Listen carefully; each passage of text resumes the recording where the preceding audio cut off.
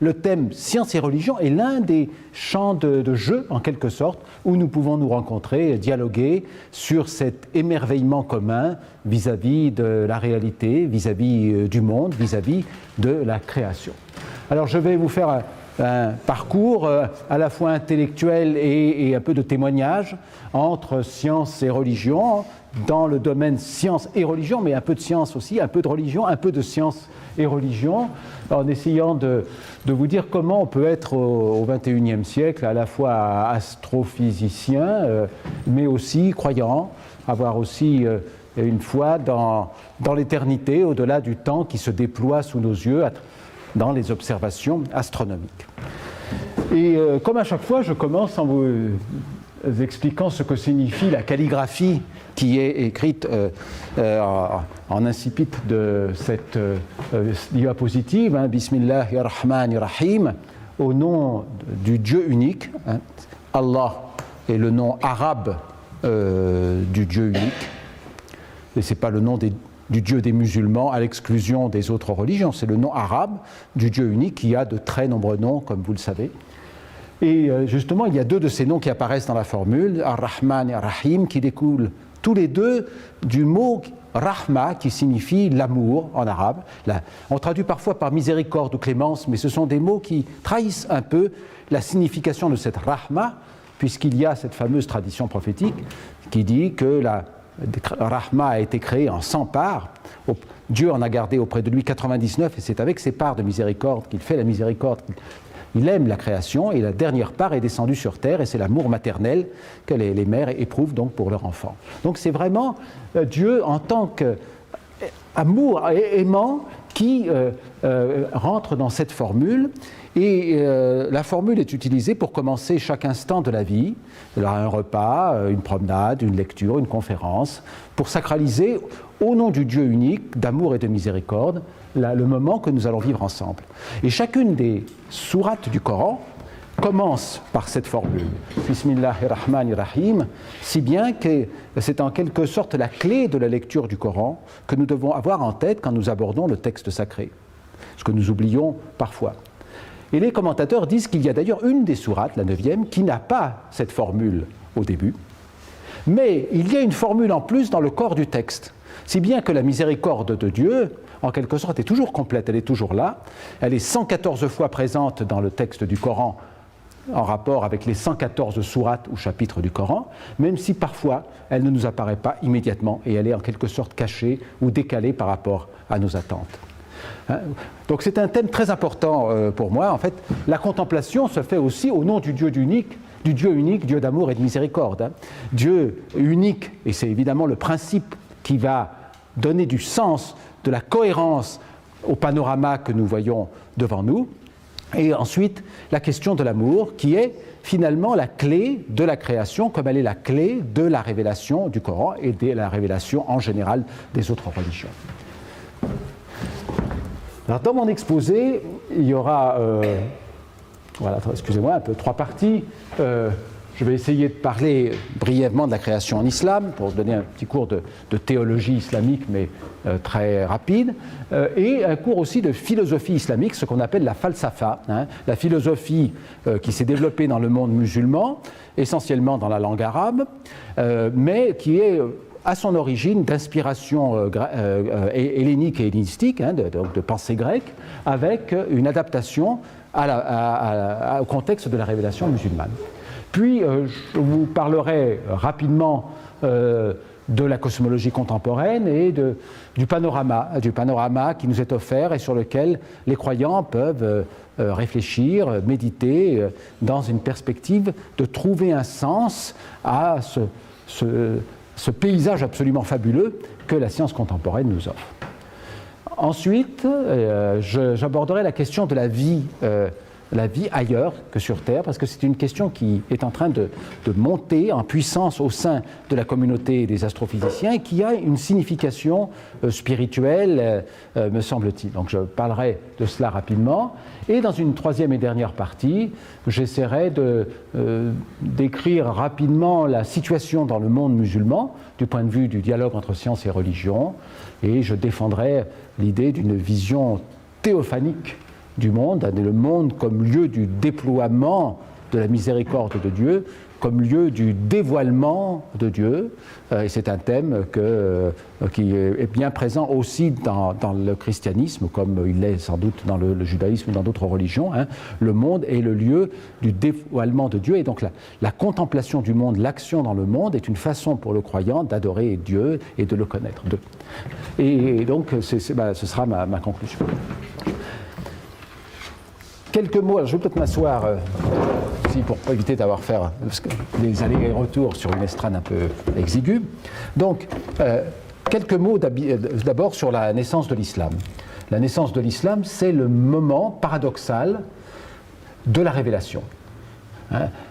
Pourquoi paradoxal? Parce que Dieu, l'infini, l'éternel, le non conditionné, l'absolu, est tellement infini, éternel, non conditionné, absolu, qu'il peut rentrer dans le fini, le limité, le temporel, le relatif, sans en être affecté.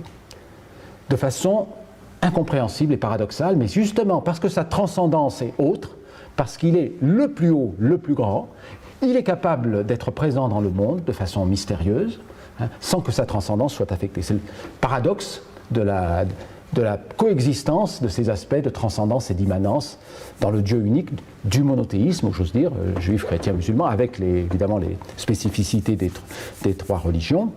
Et pour l'islam, ce moment où l'éternité rentre dans le temps, où l'infini rentre dans le fini, c'est le moment de la descente d'un livre, le Coran, auprès d'un homme, un prophète, au sens biblique du terme, on pourrait dire, et dans la tradition juive et chrétienne, à la mémoire des prophètes, un homme qui est un porteur de la parole de Dieu, nabi en arabe, navi en hébreu, le porteur de la parole de Dieu. Et cette révélation se passe dans une caverne qu'on peut encore visiter, à côté de la Mecque. Voilà, il y a une photo.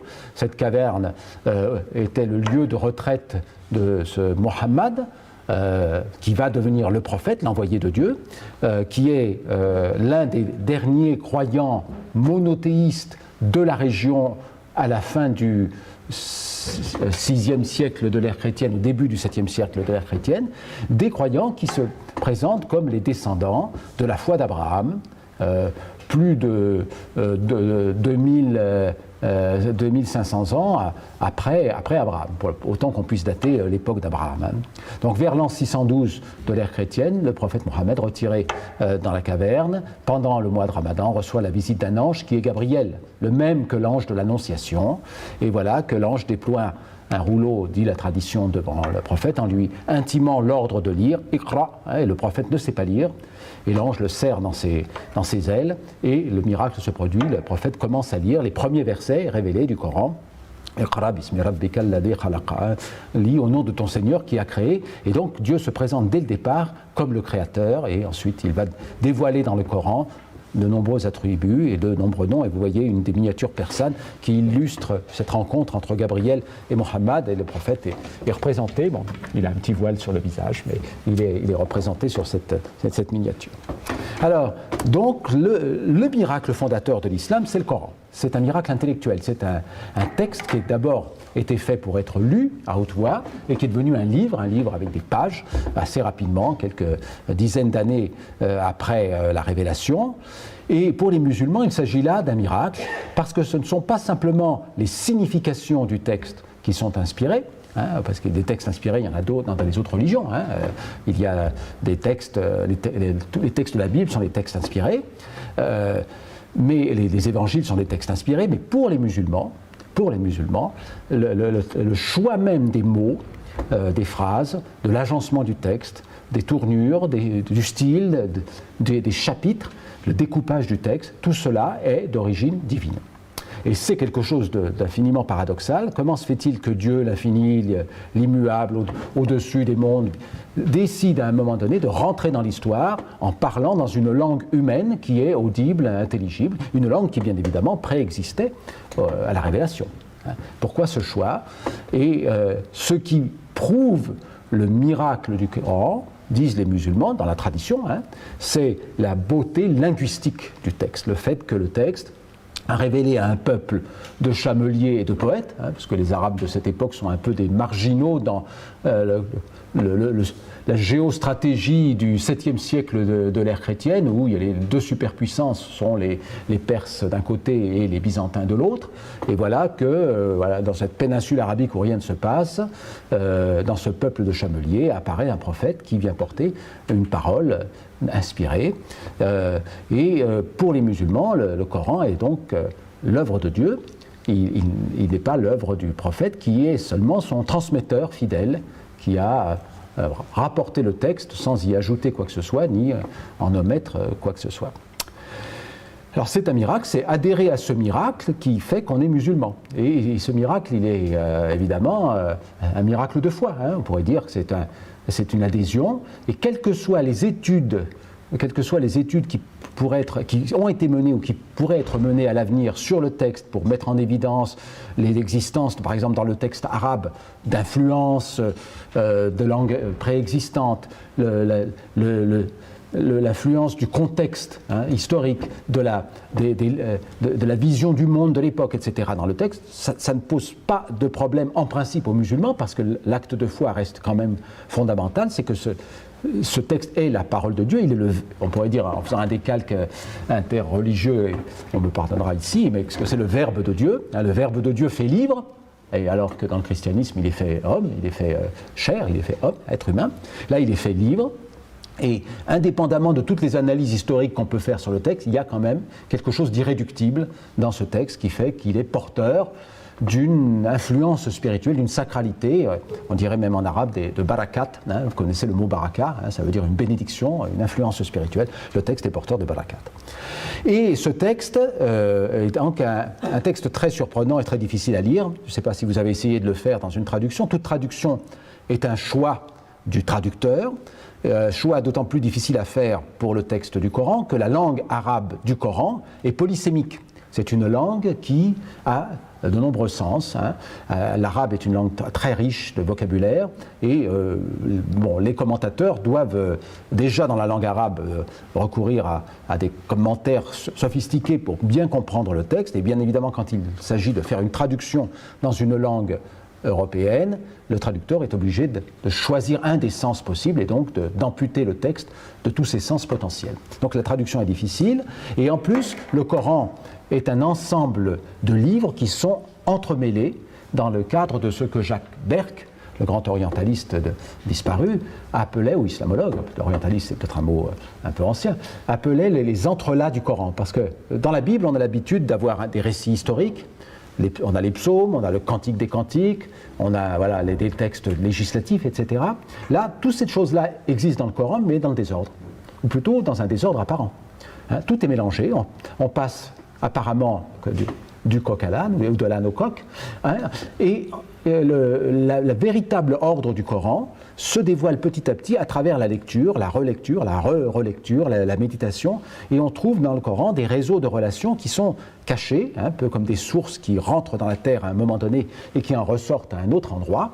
Et c'est évidemment cette lecture dont les croyants vont s'imprégner qui va petit à petit les éclairer et les rapprocher de Dieu, parce que en quelque sorte la logique humaine n'est pas capable de contenir la parole de Dieu, et la langue arabe elle-même semble éclater, la structure logique d'un livre semble éclater sous le poids des significations du Coran.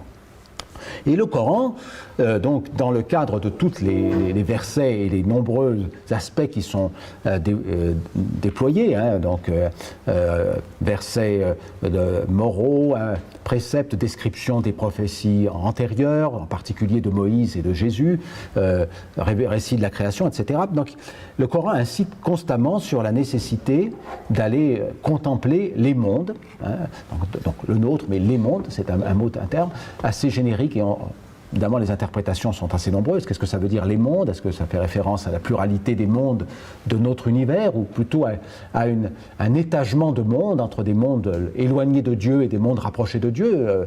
Les mondes angéliques sont plus proches de Dieu que notre monde, voilà.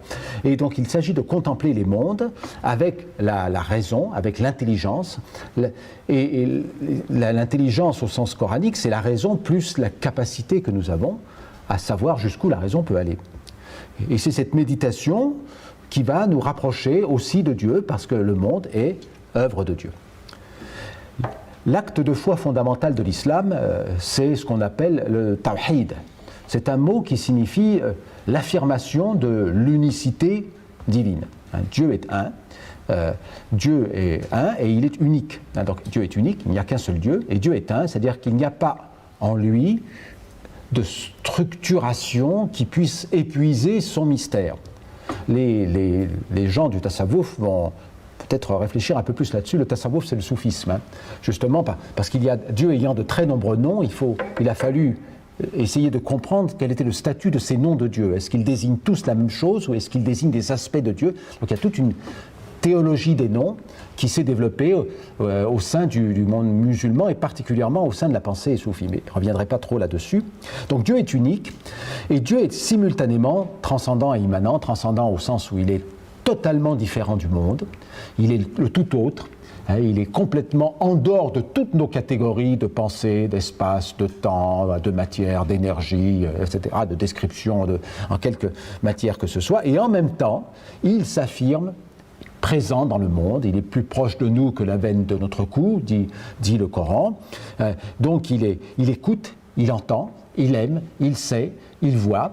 Et s'il dit cela dans le Coran, c'est que voilà, il ne voit pas comme nous, mais il dit qu'il voit, il dit qu'il entend, il n'entend pas comme nous, mais il dit qu'il entend, et ainsi de suite.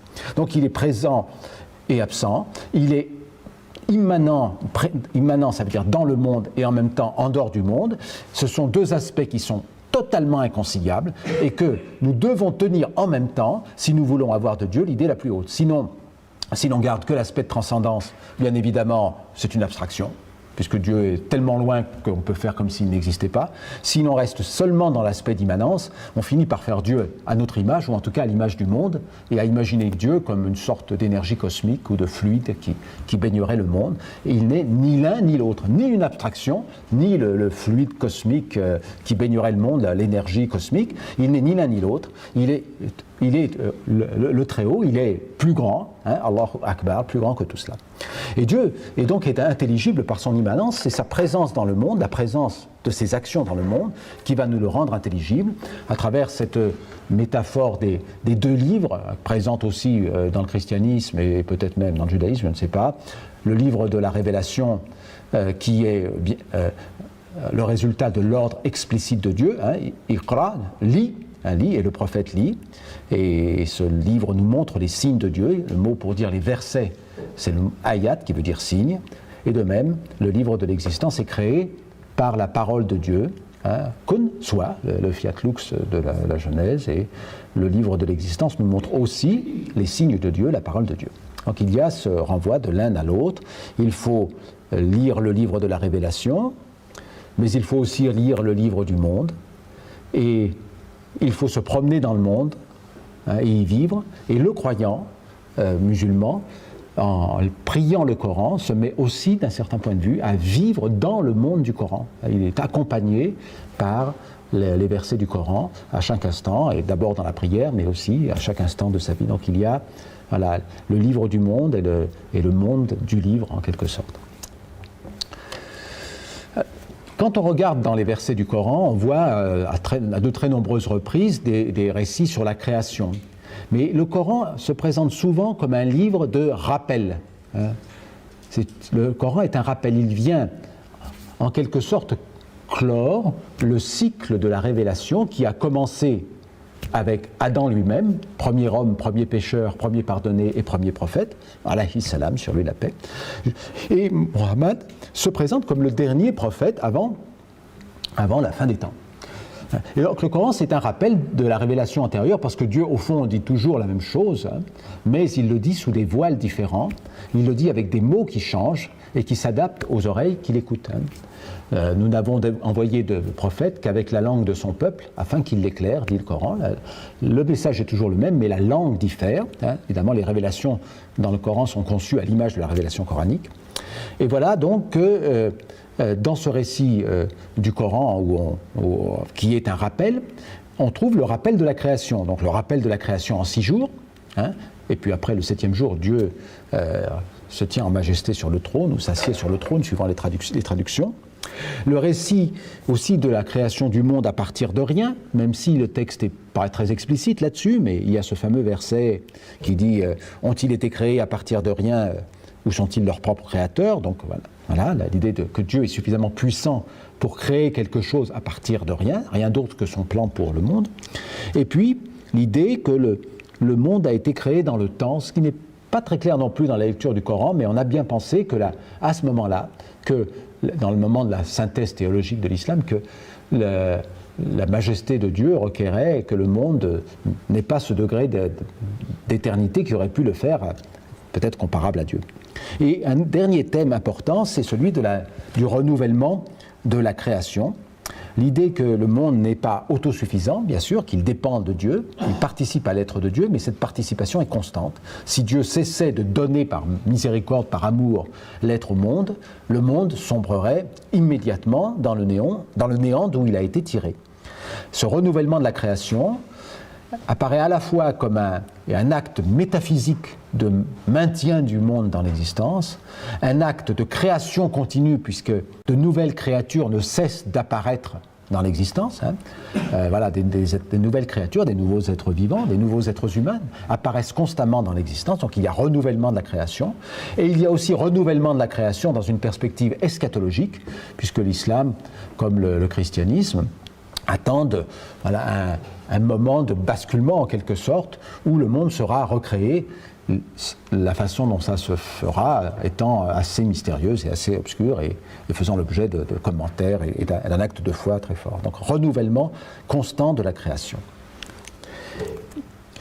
Et un autre aspect important, c'est l'existence d'un domaine dans lequel la loi religieuse de l'islam, qui est d'abord une loi liturgique en quelque sorte, une loi d'adoration de Dieu à travers les prières, le jeûne, le pèlerinage, l'aumône, etc. Et puis ensuite une série de règles pour les comportements sociaux. La loi religieuse de l'islam n'a pas un champ d'application infini. Il y a des domaines dans lesquels cette loi n'a rien à dire. Et ça, c'est très important. Et justement, l'étude du monde est un domaine qui est neutre du point de vue de la loi religieuse, du point de vue de la charia. Et cela est illustré par ce fameux hadith dit du palmier, où le prophète, originaire de la Mecque, lieu désertique s'il en est, émigré à Yathrib, qui deviendra par la suite la ville de Médine, belle oasis, le dattier dans le désert. Le prophète rencontre des cultivateurs du dattier qui sont en train de faire de la pollinisation des palmiers en prenant le pollen des palmiers mâles pour le mettre sur les fleurs des palmiers femelles, ce qui est indispensable pour que les dattes puissent se former. Et les cultivateurs demandent au prophète s'il faut le faire et le prophète dit non. Et donc les cultivateurs s'abstiennent de faire la pollinisation. Évidemment, les récoltes sont catastrophiques. Ils se plaignent et le prophète dit « Je ne suis qu'un homme comme vous, vous êtes plus savant que moi dans les affaires de votre monde. » Donc, qu'est-ce que ça veut dire ? Il y a beaucoup de commentaires là-dessus, mais une interprétation, c'est évidemment qu'il y a un domaine où les choses sont contingentes, un domaine qui n'est pas celui des principes de la révélation, même si toute action pour un croyant a une signification spirituelle. Faire de la science, c'est un acte spirituel. Cultiver les palmiers, c'est un acte spirituel pour un croyant. Chaque chose a une signification spirituelle. Mais ce n'est pas parce qu'elle a une signification spirituelle qu'elle doit rentrer dans le cadre de la codification de la loi religieuse. Là, ce n'est pas le cas. Il y a un domaine qui est neutre du point de vue de la loi. C'est le domaine, justement, de l'investigation du monde, de la compréhension des phénomènes naturels. Et il faut aller lire ces phénomènes pour comprendre la façon dont Dieu se comporte dans le monde, puisque les régularités que nous y observons sont en quelque sorte une coutume de Dieu, une habitude de Dieu.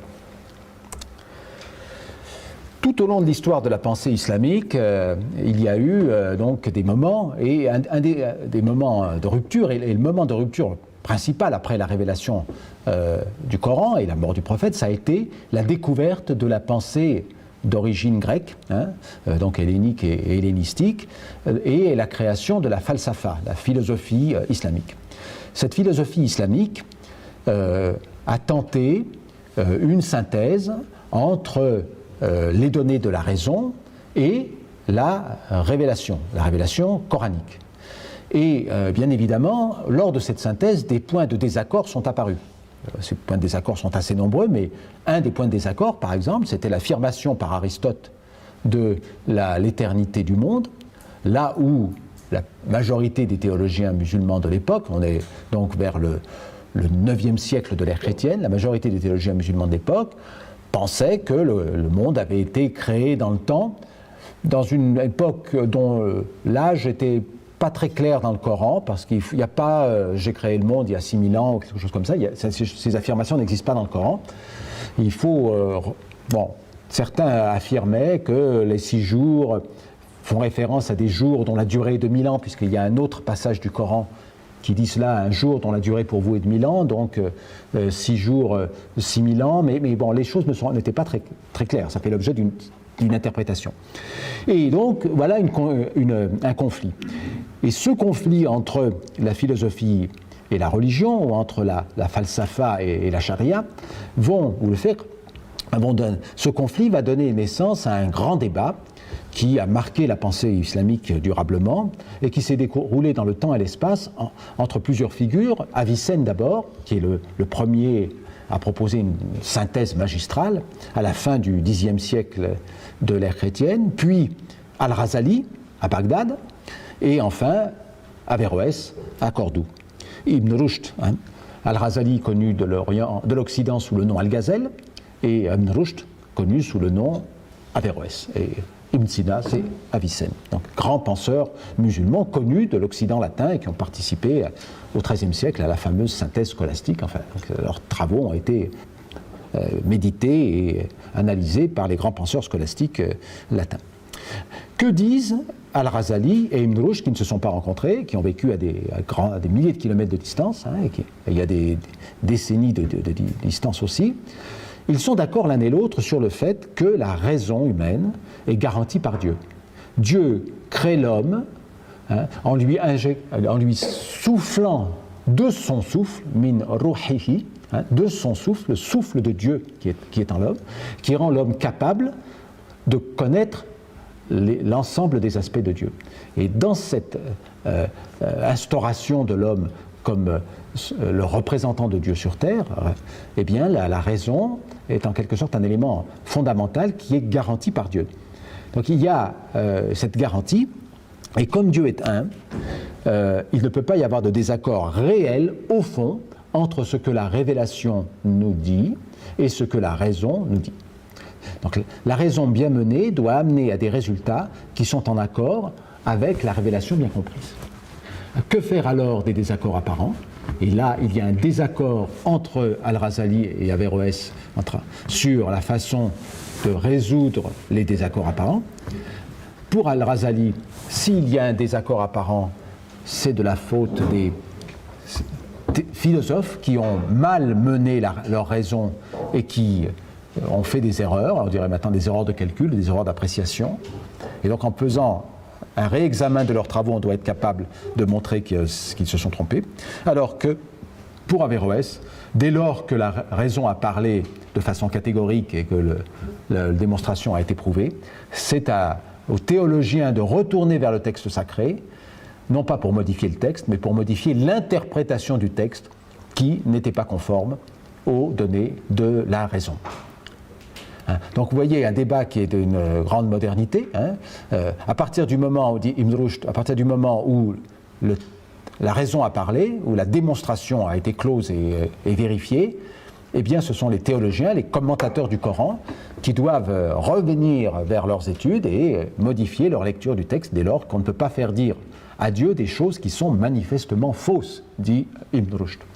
Alors qu'Al-Razali, lui, va entreprendre dans le fameux texte l'auto-effondrement des philosophes ou l'incohérence des philosophes, Tahafut al-Falasifa, il va entreprendre de reprendre les travaux des philosophes antérieurs qui semblaient conclure à une éternité du monde pour montrer que c'est absurde, que du point de vue rationnel, c'est absurde.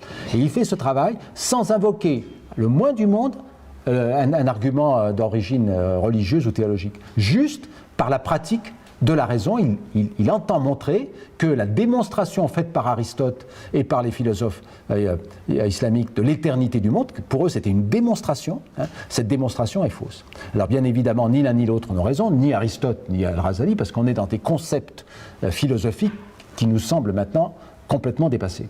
Mais la démarche est très intéressante et les latins ont cru qu'Al-Razali était un philosophe parce qu'il n'invoquait pas d'aspect religieux dans son texte. Plus tard, Averroès va écrire l'auto-effondrement de l'auto-effondrement, Tahafut à Tahafut, pour répondre à Al-Razali et montrer que les arguments qu'Al-Razali oppose aux philosophes musulmans, ces arguments sont eux-mêmes faux. Alors il y a des débats, mais quand on regarde le détail des débats, évidemment, il s'agit là d'une vision du monde, une vision de la raison qui est maintenant complètement dépassée. Mais le débat lui-même était intéressant. Alors voilà, donc c'est pour revenir là-dessus, un des aspects qui gêne beaucoup Al-Razali et qui nous intéresse aussi, on va le voir dans quelques minutes, c'est le fait que pour Ibn Sina, pour Avicenne, il y a deux sortes d'êtres. Il y a l'être qui est nécessaire par lui-même, et seul Dieu est l'être qui est nécessaire par lui-même, c'est l'être qui ne peut pas ne pas être. Il est nécessaire bidatihi, par son essence, per se, on dirait en latin. Et puis, il y a de l'être qui n'est pas nécessaire par lui-même, mais qui est nécessaire par un autre, c'est-à-dire de l'être qui est la conséquence d'un autre être. Et le monde, dit Avicenne, est dans cette catégorie, il est nécessaire birayedehi, par un autre que lui, donc per altrum. Donc le monde lui-même ne peut pas ne pas être. Parce que si Dieu est créateur, il crée de toute éternité. Dieu étant là de toute éternité, il crée de toute éternité, donc le monde ne peut pas ne pas être, comme conséquence du nom de Dieu, le créateur. Dieu est tellement intelligible que son intelligibilité se manifeste à travers la création du monde de toute éternité. Et donc pour Avicenne, l'intelligibilité de Dieu, parce qu'il est dans une cosmologie plutôt néo-platonicienne, l'intelligibilité de Dieu est l'origine de la création, de l'émanation, voilà, la création. Et donc cette intelligibilité est très grande, en quelque sorte qu'elle en arrive à diminuer le pouvoir de Dieu, puisque Dieu ne peut pas ne pas créer le monde. Et c'est cela qu'Al-Razali reproche à Avicenne, parce que pour Al-Razali, Dieu doit être tout-puissant. Et pourquoi Dieu doit être tout-puissant pour Al-Razali? Parce qu'Al-Razali est un converti, pas un converti à l'islam, mais un converti à la foi. Il a suivi un itinéraire spirituel un peu comparable à celui de saint Augustin. Il a eu un moment de doute terrible, et c'est en partant sur les chemins et en suivant les ascètes et en menant une vie de pauvre mendiant pendant des années qu'il a retrouvé la foi. Et donc ce miracle qu'il a vécu lui-même, c'est le miracle de la toute-puissance de Dieu qui est capable de retourner les cœurs, et il doit affirmer que Dieu est tout-puissant puisqu'il est capable de nous sauver, même nous pécheurs. Et ce que Al-Razali reproche à Avicenne, c'est justement de diminuer le pouvoir de Dieu en favorisant son intelligibilité. Et ça, c'est un thème très important. Parce que pour Al-Razali, pour Avicenne, tout est nécessaire. Le monde découle de Dieu d'une façon nécessaire. Donc tous les aspects du monde sont nécessaires. Ils ne peuvent pas être autres qu'ils sont. Et Al-Razali va attaquer ce point de vue-là en disant, mais la Terre tourne dans un... alors, il ne disait pas la Terre tourne, mais enfin... Le Soleil tourne dans un sens autour de la Terre. Donc, nous, on dirait la Terre tourne dans un sens autour du Soleil, dans l'autre sens. Le Soleil tourne dans un sens autour de la Terre. Dieu aurait très bien... Enfin, qu'est-ce qui est nécessaire là-dedans? Le même mouvement aurait pu se produire dans l'autre sens, exactement au même rythme. Et le jour aurait eu la même durée, etc. Mais le Soleil se serait levé vers l'ouest et couché vers l'est. Donc pourquoi le Soleil se lève-t-il vers l'est et se couche-t-il vers l'ouest? C'est la volonté de Dieu. Il y a eu un choix, il y a une volonté qui a fait la différence entre les possibles. Il y a parmi tous les possibles, quelqu'un, Dieu, le Créateur, a choisi un possible parmi un champ de possibles. Et c'est ça qui montre que le monde est contingent, il aurait pu ne pas être, ou il aurait pu être différent de ce qu'il est, et donc l'argument d'Avicenne n'est pas bon. Et cet argument-là, Averroès a bien du mal à le réfuter, parce qu'effectivement, il y a beaucoup d'aspects du monde qui nous paraissent choisis comme ça, parmi un champ de possibles. Et on va revenir là-dessus dans 10 minutes. Un champ de possibles. Alors un autre aspect intéressant pour nous dans le dialogue entre science et religion, c'est la critique qui a été menée par Al-Razali de la causalité aristotélicienne. Vous savez que la causalité aristotélicienne, c'est une causalité dans laquelle, une fois que les causes sont réunies, l'effet advient nécessairement. Donc il y a 4 causes, la cause formelle, la cause matérielle, la cause finale et la cause efficiente. Donc pour une statue, par exemple, la cause formelle, c'est la forme de la statue, la cause matérielle, c'est le bronze ou le marbre de la statue, la cause efficiente, c'est évidemment le sculpteur qui a fait que la statue est apparue, et la cause finale, c'est ce pourquoi la statue est faite, c'est-à-dire par exemple pour décorer tel ou tel temple. Pour Al-Razali, la causalité n'est pas mécanique parce qu'elle est le lieu de la créativité de Dieu. Elle est le lieu du choix de Dieu. Elle est le lieu de la toute-puissance de Dieu. Dans la perspective que je vous ai décrite il y a quelques minutes. Donc cette causalité ne nous permet pas de déduire le monde. Et justement parce qu'on ne peut pas déduire le monde des principes causaux, il faut aller voir dans le monde comment Dieu se comporte dans l'acte de la création. Et ça, c'est un moment extrêmement important de la pensée de l'humanité dans son ensemble, parce qu'on quitte une perspective grecque rationaliste dans laquelle, à partir d'un certain nombre de principes mathématiques, on peut déduire l'ensemble de la réalité, pour rentrer dans une autre logique où on doit aller regarder dans le monde comment Dieu s'y comporte, et c'est comment les phénomènes se produisent. Et c'est donc la création de la science expérimentale, puisque les arabo-musulmans ont été les observateurs, les grands observateurs de cela. À travers cette période des traductions, donc je donne maintenant quelques exemples de la façon dont ça a été vécu au sein du monde musulman. Les traductions au moment de la fin du califat omeyyade et surtout du début du califat abbasside avec les premiers califes, les traductions sont un événement majeur de l'histoire de l'humanité. Je vous rapporte à ce livre de Dimitri Goutas, Greek Thought, Arabic Culture, pensée grecque, culture arabe, traduit en français, qui raconte ce moment-là et qui montre à quel point la société du califat abbasside, du premier califat abbasside, donc on est entre 750 et 800, cette société a dévoré en quelque sorte tout l'héritage intellectuel grec pour prendre connaissance de l'ensemble des savoirs de son temps. Et ce moment-là a été un moment où la science est devenue pour la première fois universelle. Elle était une science grecque, elle est devenue une science universelle qui s'est adressée à des peuples très différents dans la langue arabe. Langue arabe qui a dû s'adapter en traduisant les termes techniques et donc en créant pour la première fois une langue scientifique universelle, puisque vous savez que dans ce monde arabo-musulman de l'Empire abbasside, il y a des juifs, il y a des chrétiens, il y a des farsis, il y a toutes sortes de peuples, de toutes sortes d'origines, qui utilisent l'arabe comme la langue scientifique de l'époque, la langue de la culture de l'époque. C'est pour ça qu'on parle du monde arabo-musulman, le monde dans lequel l'islam était la religion majoritaire et dans lequel l'arabe était la langue de la culture.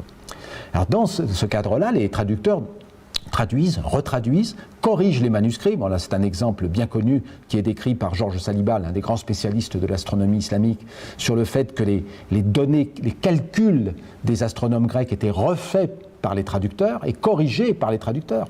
Là, il y a une fameuse durée dans l'Almageste de Ptolémée, le grand livre d'astronomie de l'Antiquité, qui est fausse, des divisions qui sont fausses, parce qu'il faut voir que c'est très difficile de faire une division quand on n'a pas les chiffres arabes.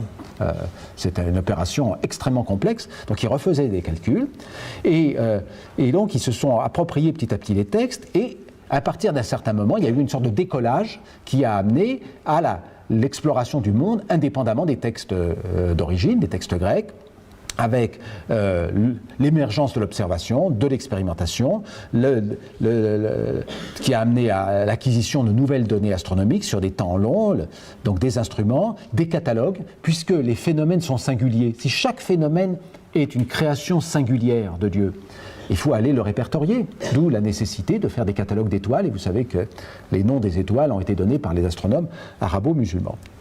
Et le tournant est probablement autour de l'an 1000 avec un astronome remarquable qui s'appelle Ibn al-Haytham, créateur de l'optique moderne, promoteur de la théorie de l'intromission, dans laquelle l'œil est conçu comme un récepteur de l'image qui vient de l'objet, alors que pendant 1500 ans, on a vécu sur l'autre théorie selon laquelle il y a dans l'œil un regard qui vient chercher l'image de l'objet et qui ramène l'image vers l'objet, vers l'œil.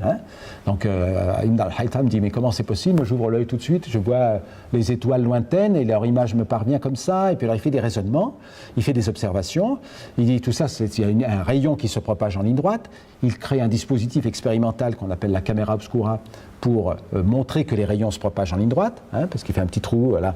Et quand on regarde un minaret, l'image du haut du minaret passe par le petit trou, donc elle est inversée, elle arrive en bas de l'écran. Et s'il avait eu un dispositif chimique pour enregistrer l'image, il aurait inventé l'appareil photo. Mais bon, ça c'était un peu plus tard, il a fallu attendre quelques centaines d'années. Et il interprète évidemment l'arc-en-ciel avec les réflexions et réfractions à l'intérieur des gouttes d'eau. Voilà. Donc, maintenant, il y a une réévaluation de la science, de l'histoire des sciences qui se fait, ou l'histoire des sciences héroïques, où finalement le monde n'a été qu'obscurantisme et barbarie jusqu'à ce qu'un certain Nicolas Copernic, chanoine de son état, invente un nouveau système astronomique. Cette vision-là est en train d'être réécrite par des historiens des sciences très sérieux qui travaillent dans les universités américaines, européennes, etc. Et là, on commence à dater l'émergence de la science moderne, justement, dans cette période-là, dans le monde musulman. Pas nécessairement à Bagdad, mais ensuite dans d'autres endroits, et en particulier en Asie centrale. On se rend compte que le développement des sciences a continué. Alors voilà un autre exemple, ce n'était pas simplement évidemment des observateurs, mais aussi des théoriciens, des mathématiciens, Nasser ad-Din at-Tusi, donc grand mathématicien, fondateur de l'astronomie mathématique à travers la trigonométrie sphérique, ce qui permet donc de se repérer sur les sphères, inventeur de dispositifs comme le fameux couple de Tusi, là, qui permet de faire un mouvement rectiligne à partir de deux mouvements circulaires. Et donc ça permet ensuite alors je vais sauter un peu pour aller plus vite, des astronomes comme Aladdin ibn Shatir, de faire des nouveaux modèles astronomiques qui sont meilleurs que ceux de Ptolémée. Après plusieurs siècles, on arrive, grâce au progrès des observations, grâce au progrès de la théorie mathématique, à faire des modèles qui sont plus prédictifs que ceux de Ptolémée, mais qui sont toujours géocentriques. Et on pense que ces modèles ont été utilisés par Copernic. Copernic cite 5 astronomes arabo-musulmans dans son texte, mais il a aussi des figures qui sont des décalques latins de figures de manuscrits arabes, avec les mêmes lettres traduites en latin, des lettres arabes. Donc on pense qu'il a été en contact avec des manuscrits, et bon, il y a des ouvrages qui sont écrits actuellement, par exemple toujours un autre ouvrage de Georges Saliba, où un historien des sciences qui s'appelle Rajep, qui est un Turc qui travaille aux États-Unis, qui travaille sur cette transmission de la science arabo-musulmane tardive à l'Occident. Et juste un dernier exemple, des observatoires qui se développent. Cet astronome Ali Kouji, qui, un siècle avant Copernic, théorise l'indépendance de la science, pas simplement vis-à-vis de la religion, mais même vis-à-vis de la philosophie. La science doit se développer, l'astronomie doit se développer selon ses règles propres, et comme elle est indépendante de la philosophie, on peut jeter aux orties les arguments d'Aristote pour la stabilité de la Terre, puisque Aristote donne un certain nombre d'arguments pour la stabilité de la Terre, pour dire que la Terre doit être immobile, parce que si la Terre bougeait, eh ben voilà, un oiseau qui s'envole de son nid ne retrouverait jamais son nid. Et vous avez vu peut-être sur Internet qu'il y a des Saoudiens, des imams saoudiens qui en sont encore là. Donc on n'est même pas au niveau Copernic ou Galilée, hein, puisque 100 ans avant Copernic, déjà des réflexions étaient menées pour montrer que ces arguments d'Aristote étaient faux, que quand on regarde un bateau sur une rivière, si on jette la pierre du haut du mât, la pierre tombe exactement à la verticale et en bas du mât, parce qu'elle est emportée avec le mouvement du bateau, c'est la loi de l'inertie. Il suffisait d'observer pour s'en rendre compte, mais encore fallait-il se dégager des arguments d'autorité philosophique d'Aristote et de ses successeurs. Alors ça, les astronomes arabo-musulmans ont été capables de le faire. Là, on n'est plus dans le monde arabe, on est dans le monde ottoman, hein. Évidemment, la question qui se pose, c'est de savoir pourquoi la science... Il n'y a pas eu un Copernic dans le monde arabo-musulman. Alors peut-être qu'il y a eu un Copernic, mais ces manuscrits ont été perdus. Il y a clairement des indications dans Al-Biruni qu'il y avait des astronomes qui développaient des modèles héliocentriques, mais on est encore en train de rechercher les manuscrits. Mais c'est toujours le problème aussi de savoir pourquoi la science est née en Occident. Et là... c'est la grande question, on ne sait pas. Je vous réfère à ce livre de David Cozandet, Le secret de l'Occident. Pourquoi la science est-elle née en Occident au XVIe siècle, la science moderne? Elle est peut-être née un peu avant, mais elle s'est développée en Occident. Donc il y a plein de raisons qui ont été avancées. Et pour David Cozandet, aucune n'est satisfaisante. Et en fin de compte, c'est peut-être juste la géographie de l'Europe, dit Cozandet, qui a rendu possible l'existence d'États suffisamment séparés les uns des autres pour éviter les empires, qui n'ont jamais tenu en Europe, hein, et suffisamment proches quand même pour pouvoir échanger et comparer leurs méthodes. Voilà, c'est un des arguments de Cozandet. Alors juste pour, je vous aperçois qu'il nous reste encore une dizaine de minutes ou un quart d'heure avant les questions, un bref survol du panorama de l'astronomie, avec ces images fabuleuses qui nous sont maintenant offertes par les sondes, l'image de la Terre isolée dans l'espace, si fragile, qu'on voit à différentes distances, là et en particulier sur cette photo de la sonde Pionnière, qui l'a prise à 6 milliards de kilomètres de distance, et on voit la Terre vraiment comme un petit grumeau perdu dans l'espace. Donc c'est une prise de conscience de la fragilité de la planète, isolée dans l'espace, de l'unité de la planète, qui n'est pas, pour la première fois, c'est une représentation physique de la Terre qu'on voit. C'est une photo de la Terre comme une entité.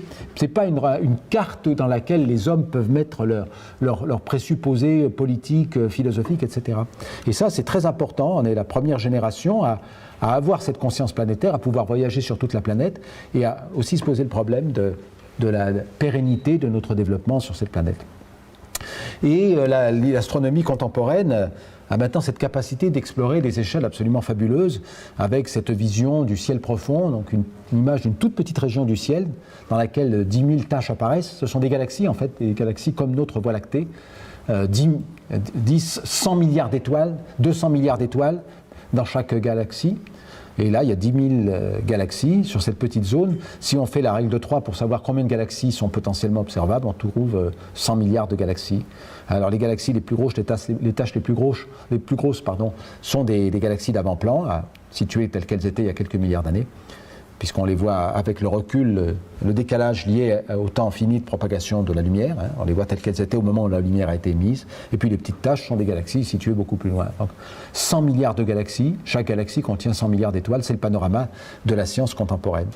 Et tout cela est apparu sous cette forme il y a 13 milliards d'années, 14 milliards d'années, dans une gigantesque explosion de l'espace. Alors là, c'est un croquis, hein, c'est pas une photo, c'est un croquis dans lequel on représente l'évolution temporelle de l'univers.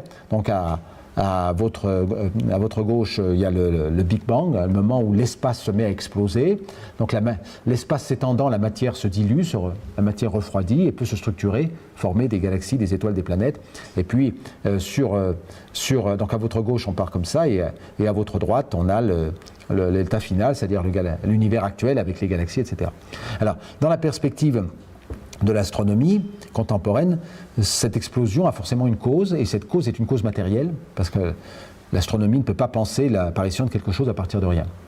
Il y a forcément un état antérieur, un état de la matière, de l'énergie, de l'espace et du temps qui est antérieur, et qui est actuellement l'objet d'études dans le cadre de ce qu'on appelle les cosmologies pré-Big Bang. Donc, comment était l'univers avant l'explosion qui a ordonné l'espace, le temps, la matière, l'énergie. C'est très spéculatif. On espère avoir la capacité un jour peut-être de mettre des contraintes observationnelles là-dessus. parce qu'il se peut que voilà, les premières phases de notre univers après le Big Bang soient un peu le témoin de ce qui s'est passé avant. Et on pourrait avoir quelques signes, mais ça reste très spéculatif. En tout cas, ce n'est pas, on n'a pas les capacités de penser la création de quelque chose à partir de rien. Ça, c'est un acte théologique. La création de quelque chose à partir de rien, c'est un acte théologique. Là, on est sur la création sur la formation de quelque chose à partir de quelque chose d'antérieur. La formation de quelque chose à partir de quelque chose d'antérieur. Alors on voit cette grande diversité des objets astronomiques, des étoiles, des galaxies, des planètes, et on revient sur le thème des caractéristiques de l'univers avec ce qu'on appelle le principe anthropique, qui est un des thèmes qui agite beaucoup les astrophysiciens, les cosmologistes et ceux qui essaient de réfléchir sur la philosophie des sciences à partir des données contemporaines. Que dit Brandon Carter ? Donc, il dit que le principe de Copernic, selon lequel la Terre est une planète ordinaire, dans une étoile, tournant autour du Soleil, une étoile ordinaire, dans une galaxie, la nôtre, ordinaire aussi, etc.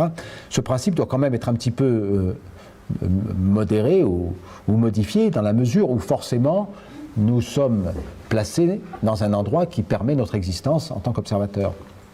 On ne peut pas imaginer que la Terre puisse exister longtemps autour d'une étoile très massive, parce que ces étoiles explosent au bout de quelques millions d'années, donc elles pulvérisent les planètes qui sont à côté, et la vie n'a pas le temps de se développer, donc on ne pourrait pas être sur une planète autour d'une étoile si massive.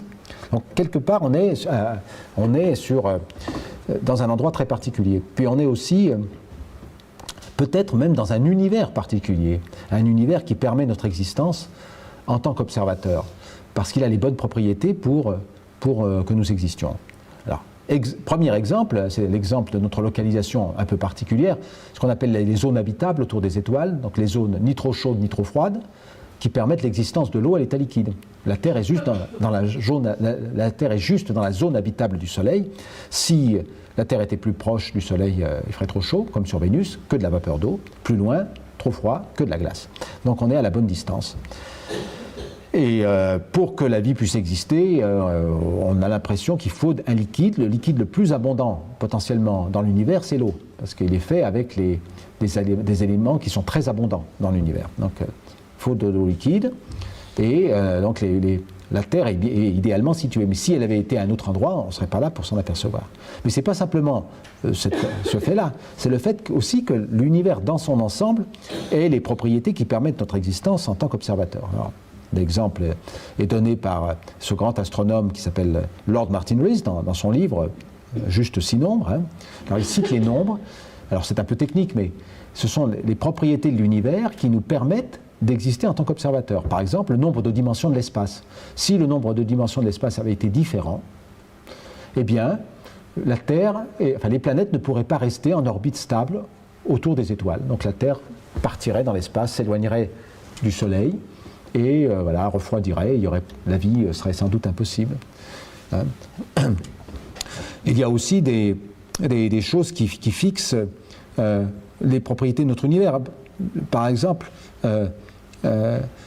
juste en bas à droite, le rapport entre la force de l'électromagnétisme, on pourrait dire de l'électricité, et celle de la gravité. C'est ce qui fixe la taille des planètes et la taille des objets sur les planètes. Si on a trop de gravité, si la gravité est trop forte, eh bien, aucune structure ne peut exister. Tout est déchiré par la gravité et tout est aplati par la gravité. Si au contraire, la gravité est très faible, eh bien, les planètes ne peuvent pas exister. S'il y a des petits cailloux, mais il n'y a pas de planètes. Et donc, on est dans un régime où les planètes peuvent exister parce que la gravité est suffisamment forte, mais elle est pas trop forte vis-à-vis de la force électromagnétique, et elle permet à des objets comme nous d'exister, c'est-à-dire des objets qui font 1 mètre, 2 mètres de long. Ces objets peuvent exister, les forces électromagnétiques qui maintiennent les molécules ensemble et la matière ensemble sont suffisamment solides par rapport à la gravité. Donc il y a une sorte d'équilibre à trouver. Et si cet équilibre avait été différent, eh bien la vie n'aurait pas été possible. C'est la même chose peut-être avec l'image en bas à gauche, c'est l'équilibre entre la force de gravité et la force d'interaction faible, c'est ce qui régit le fonctionnement des étoiles. Si la force d'interaction faible était trop faible, eh bien les étoiles ne brilleraient pas. Donc, pas de chaleur, pas de synthèse d'éléments lourds, pas de vie. Si la force était un peu trop forte, eh bien chaque étoile serait une bombe thermonucléaire, ça ferait boum, un bon coup, et ce serait terminé. Et là, on a juste un ajustement, un fine-tuning, comme disent les anglo-saxons, un ajustement fin, qui permet aux étoiles d'exister pendant des centaines de millions d'années, voire des milliards d'années, puisque vous savez que le Soleil existe depuis 4,56 milliards d'années, et a encore 5 milliards d'années devant lui. Et voilà, alors pourquoi ces constantes, qui sont des constantes heureuses, des coïncidences heureuses? Alors là, il y a 3 schémas d'interprétation, où on est agnostique et on dit on ne sait pas. Et on peut être agnostique en étant totalement athée ou agnostique en étant totalement religieux, en disant qui sommes-nous pour connaître les mystères de la création, ou qui sommes-nous pour connaître les mystères de l'univers, nous qui ne sommes simplement des singes un peu évolués, ça c'est la version matérialiste. Ou bien il y a une intelligence à l'œuvre dans l'univers, cette intelligence, c'est le créateur, ça peut être le créateur, et ça c'est une interprétation à laquelle souscriraient volontiers, mettons, les monothéistes. Ou bien c'est le jeu du hasard, mais si ce hasard est tellement heureux par chez nous, il doit être malheureux ailleurs, parce qu'il faut qu'il y ait plusieurs tirages, que le loto la loterie cosmique puisse avoir fait de nombreux tirages pour qu'il y ait un gagnant quelque part, nous en l'occurrence, notre univers, notre morceau d'univers qui est le bon. Et ça c'est ce qu'on appelle la théorie du multivers. Il y a une sorte de loi physique fondamentale qu'on ne connaît pas, mais qu'on peut plus ou moins imaginer avec les théories actuellement en physique des particules. Et cette loi engendre une multitude d'univers dérivés. Alors ce ne sont pas des univers, parce que l'univers au sens large, c'est l'ensemble de ce qui existe, mais ce sont des morceaux d'univers où il y a des Big Bang, et la plupart ont des lois. Alors, donc ça, dans un chaos de particules élémentaires, etc., il y a ces Big Bang qui créent des morceaux d'espace, qui forment des morceaux d'espace. La plupart de ces endroits sont inhospitaliers, la vie n'est pas possible, et sur un de ces endroits, la vie a pu apparaître, c'est celui-là, et notre univers observable, c'est une petite bulle ici. Voilà, donc ça c'est une vision très importante, mais on n'a pas évoqué la question de savoir pourquoi c'est que cette chose-là est possible. Est-ce que la loi fondamentale qui génère la loterie cosmique est la seule loi possible, du point de vue de la nécessité mathématique? Et si ce n'est pas la seule loi possible, qui a choisi cette loi? Donc en fait, on ne fait que reporter le problème du choix auquel faisait déjà allusion Al-Razali quand il critiquait Avicenne. Qui a choisi les propriétés de notre monde? Parce que même s'il y a ce tirage-là, la loi qui fait le tirage, pourra-t-on prouver un jour que c'est la seule loi nécessaire? Pour que ce soit la seule loi nécessaire, il faut que ce soit la seule loi possible. Cela veut dire que toutes les autres lois doivent être incohérentes du point de vue mathématique. Et pourra-t-on un jour prouver cela? On ne sait pas. Et pourra-t-on un jour le tester? On ne sait pas. Donc on est en train de toucher du doigt des questions qui viennent du domaine scientifique, qui touchent à la philosophie et qui peut-être ne seront pas solubles dans la science. Et c'est la question de notre ignorance.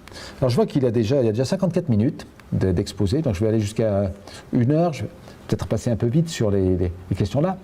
Alors, un autre aspect pour terminer la description du panorama, donc on est déjà face à une question très intrigante. Pourquoi y a-t-il cet ajustement fin? Et si cet ajustement fin vient de cette loterie cosmique qui est imaginée dans le cadre du multivers, qu'est-ce qui a donné naissance à la règle du multivers? Parce que cette règle du multivers, il y a une loi qui gère le multivers, qui régit le multivers. Cette loi, si on veut éviter la finalité à tout prix, ça doit être la seule loi nécessaire. Si ce n'est pas la seule loi nécessaire, si d'autres lois auraient été possibles, à ce moment-là, on a simplement reporté ailleurs le problème du choix auquel Al-Razali faisait déjà allusion. Qui a choisi les propriétés de notre monde? Qui a choisi? Alors ce n'est plus le sens dans lequel la Terre tourne qui est important, là, ce sont les constantes de la physique, ce sont les lois de la physique au niveau le plus fondamental tel que les physiciens les décrivent actuellement. Alors donc la deuxième question aiguë en science, en astronomie, c'est la question de la vie extraterrestre, la vie sur d'autres planètes. Cela apparaît plausible que des planètes se forment autour des autres étoiles, ça s'est produit autour de notre étoile, le Soleil, mais nous n'avons découvert des planètes en dehors de notre système solaire, des planètes autour d'autres étoiles, qu'il y a 20 ans. Ça a commencé il y a 20 ans. Alors il y a plusieurs techniques pour le faire, on a du mal à avoir les images directes, mais on peut utiliser par exemple cette image dans laquelle on regarde la luminosité d'une étoile, et puis de temps en temps la luminosité de l'étoile diminue, parce que la planète passe devant. Et alors si ça se produit une fois, on ne sait pas ce qui s'est passé, mais si ça se produit régulièrement, ça veut dire que c'est la planète qui tourne autour de l'étoile. Et donc on peut reconstituer comme ça, non seulement l'existence de la planète, mais même sa dimension. Et on trouve des résultats comme ça qui ont été un grand choc pour la communauté, donc il y a 2 ans, 1 an. On trouve effectivement, donc c'est un diagramme dans lequel on met la période orbitale de la planète, donc pour la Terre ce serait 365 jours, un quart. Là on voit des périodes 1, 4, 10, 40, 100 jours, parce que vous réalisez bien que plus la planète tourne vite autour de son étoile, plus l'occultation se produit fréquemment et donc plus c'est facile à détecter. Et puis sur l'axe vertical, on a la taille de la planète. Donc 1 c'est la Terre, 4 c'est Neptune, 10 c'est Jupiter, etc. Et voilà, le diagramme est peuplé de très nombreux objets. Il y a beaucoup de planètes, et il y a beaucoup de planètes comme la Terre, et il y a beaucoup de planètes comme la Terre qui sont dans la zone habitable, puisque là, quand on connaît la distance, le temps que met la planète pour faire le tour, on connaît la masse de l'étoile puisqu'on observe son spectre, sa luminosité, donc on connaît son luminosité, et donc on peut savoir quelle est la période, le temps, quelle est la distance de la planète à l'étoile, donc la température. Et on voit que beaucoup de ces planètes sont dans la zone habitable, donc il pourrait y avoir de l'eau liquide sur ces planètes. Et ça, c'est une grande découverte. Alors, Kepler est cassé maintenant, malheureusement, mais avec les statistiques de Kepler, comme on a détecté très vite des planètes comme la Terre, on sait que 40% des étoiles ont une planète dans la zone habitable. C'est absolument énorme, parce qu'il y a 100 milliards de planètes, d'étoiles dans la Voie lactée, donc on est en train de parler de dizaines de milliards de planètes dans la zone habitable. Dizaines de milliards de planètes. C'est absolument effrayant quand on contemple ça. Et évidemment, la question se pose de savoir s'il y a de la vie sur ces planètes. On ne sait pas. On n'a pas trouvé la vie sur Mars, on la cherche. On pense qu'on pourrait détecter la vie sur des planètes en dehors du système solaire en regardant les spectres de ces planètes, c'est-à-dire la luminosité qu'elles émettent, parce que sur Terre, l'oxygène a une origine biologique. Il n'y aurait plus de vie sur Terre, l'oxygène disparaîtrait, l'oxygène rouillerait de nouveau les roches. Il n'y aurait plus d'oxygène sur Terre. Donc s'il y a de l'oxygène, c'est parce qu'il y a des plantes qui fabriquent de l'oxygène en permanence. Il faut leur en être reconnaissant. Si on trouve ça sur une autre planète, il semblerait que là aussi le mécanisme soit un mécanisme biologique, pas géologique. On va faire ces observations probablement dans les 15 ans qui viennent, 20 ans ou plus. Donc c'est quelque chose qui est du domaine, qui est possible. Hein. On va regarder les 10, 20, 30, 40, 50 planètes les plus proches de notre système solaire, autour d'autres étoiles, et on va essayer de détecter la trace de la molécule d'eau, de la molécule d'ozone dans l'atmosphère. Si on trouve ça sur une des planètes parmi les 50 qu'on verra, ça veut dire que la vie est partout dans l'univers. Parce que si en frappant, alors qu'il y a 10, 20, 30, 40 milliards de planètes, si on regarde la planète d'à côté, on trouve une sur 50 déjà où il y a la vie, ou une sur 10, la vie est partout. Si on ne trouve rien, c'est peut-être que la vie c'est une planète sur 1000, une planète sur 10 000, une planète sur 100 000. Si on trouve à côté, ce sera un choc considérable dans l'histoire de la pensée humaine. Et ça peut advenir dans 10 ans ou dans 20 ans. Ça peut advenir dans 10 ans ou dans 20 ans. Si la vie est partout, la question qui se posera, c'est de savoir si la vie se développe partout, c'est-à-dire s'il y a des animaux, s'il y a des plantes, s'il y a des créatures intelligentes, des créatures technologiquement développées.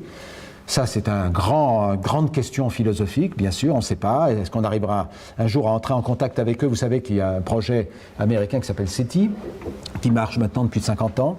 Écoute de signaux extraterrestres, 0 résultat. Pourquoi? On ne sait pas. Est-ce qu'on n'a pas cherché assez profondément? Est-ce que la vie technologiquement développée est rare? Sans doute, la vie technologiquement développée est rare. Mais si la vie est fréquente et si la vie technologiquement développée est rare, est-ce que ça veut dire que notre humanité est condamnée, elle aussi, à une disparition rapide? Voilà un article, par exemple, dans un journal sur Internet. Est-ce qu'une galaxie remplie de planètes habitables signifie que l'humanité est condamnée? Parce que si la vie est partout, ce qui est possible maintenant, parce que toutes les évidences semblent montrer qu'il y a beaucoup de planètes habitables avec de l'eau liquide, et on pense que la vie est apparue très rapidement sur Terre, moins de 500 millions d'années après la formation de la Terre.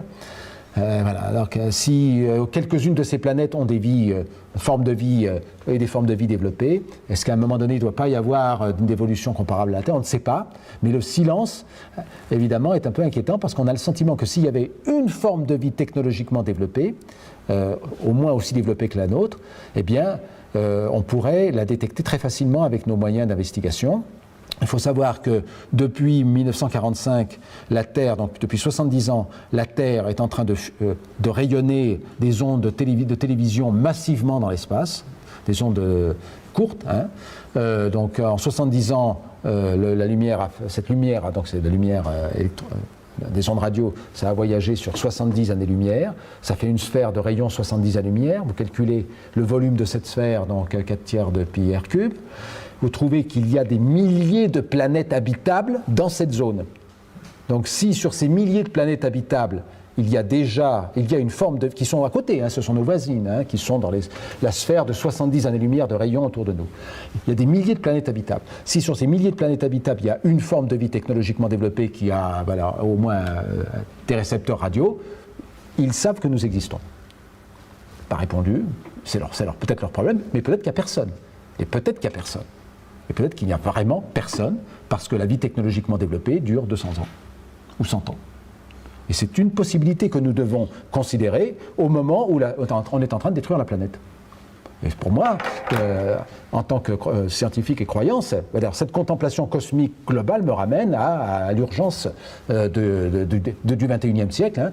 Va-t-on arriver à trouver un mode de développement durable dans lequel on ne va pas mettre en danger l'humanité en exploitant les ressources de la planète de façon anarchique? Et vous voyez toutes les menaces, réchauffement climatique, pollution, et épuisement des ressources naturelles, le pétrole, mais aussi les métaux qui sont de plus en plus difficiles à obtenir.